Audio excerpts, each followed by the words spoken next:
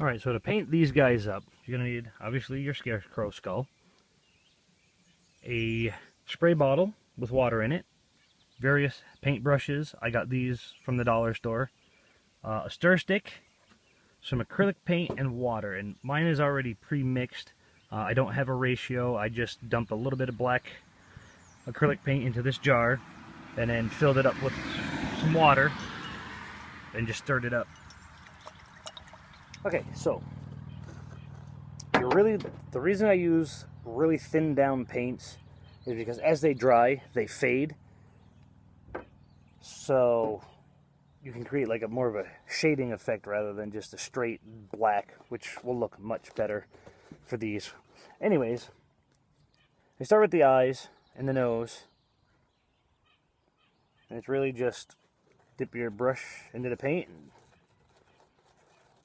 paint it in there.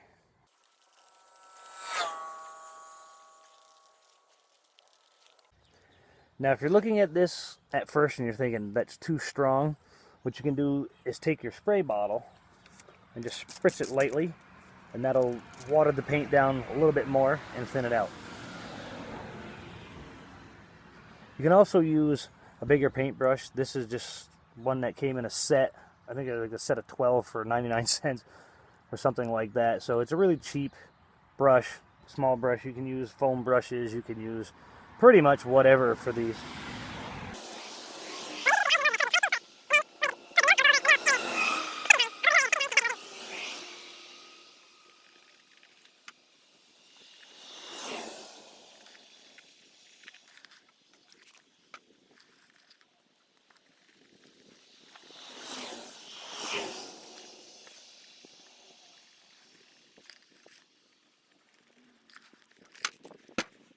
Alright, so after I do the eyes and the nose, I pretty much take and almost dry brush over every frayed seam.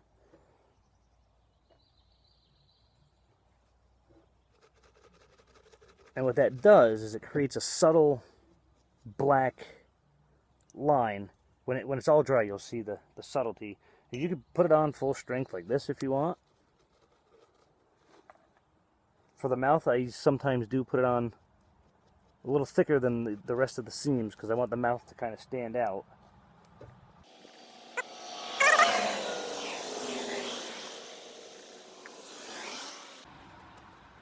I'm basically just dipping the brush and painting it right over the seam area. And the same as before, if you want it to thin out a little bit, just spritz it a little bit with water.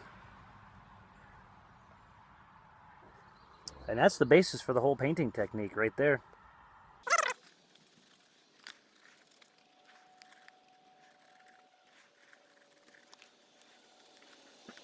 Same thing with the mouth and nose. For the seams, I will spray a bit more because I really want those to thin out more. And then I do the eyes and nose. And you can already see that that's looking pretty good.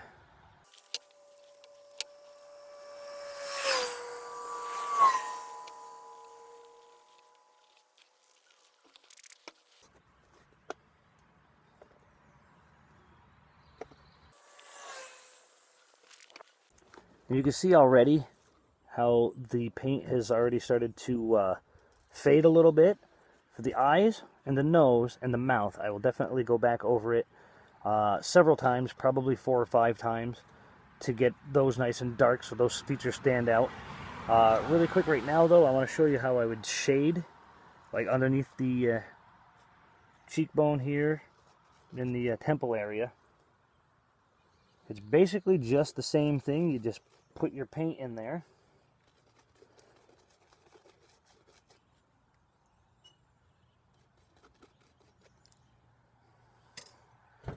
And spray it with water and thin it out.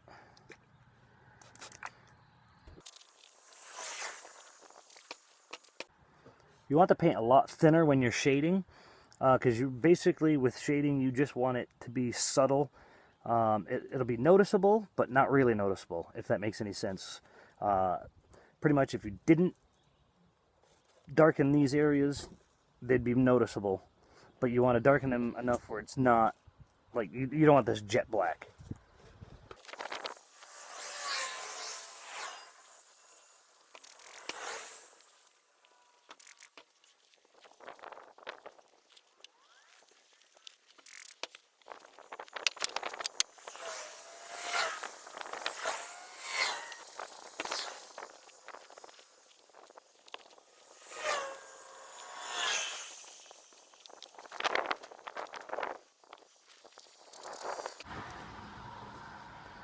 Okay, so now we come back to the eyes. You can see they're really not as dark as I'd like them. I really want them to look like they're sunken in a bit more. So we're just going to go over them again and darken those in a little bit.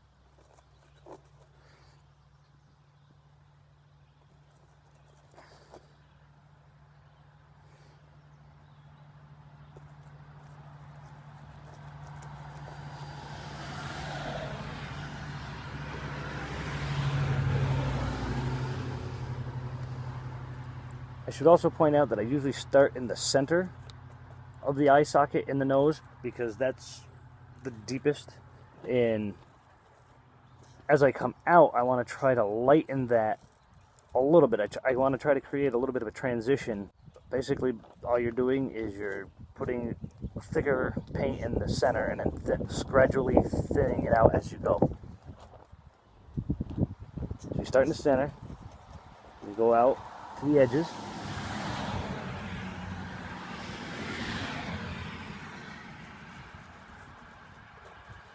We're painting in layers. This is the second layer, so for the center of this to be as dark as I want it, I'll probably go over it about 4 times and let it dry, and then see where it's at after that.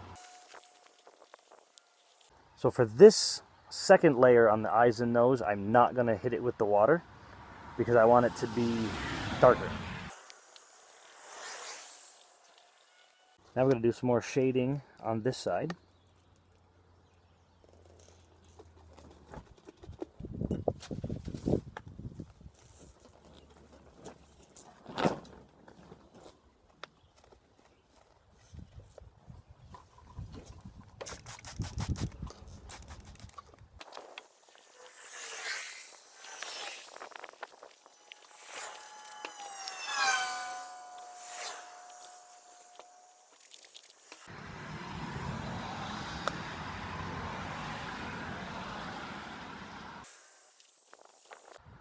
Notice on this layer of the eyes, I'm only doing the center of the eye socket. Also the same with the nose. I'm only going to do where the deepest area is going to be for the eye sockets and the nose. This is the third layer.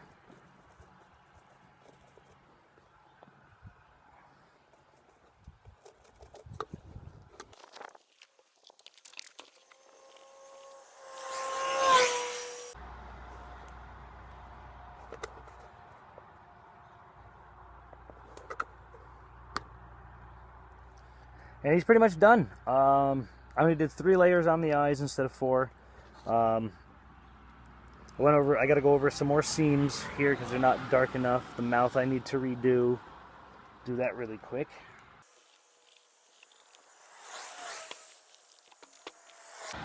And that's it.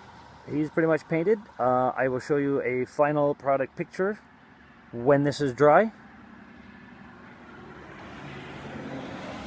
Scarecrow Skulls. Alright, so this has been allowed to dry now for a couple of hours.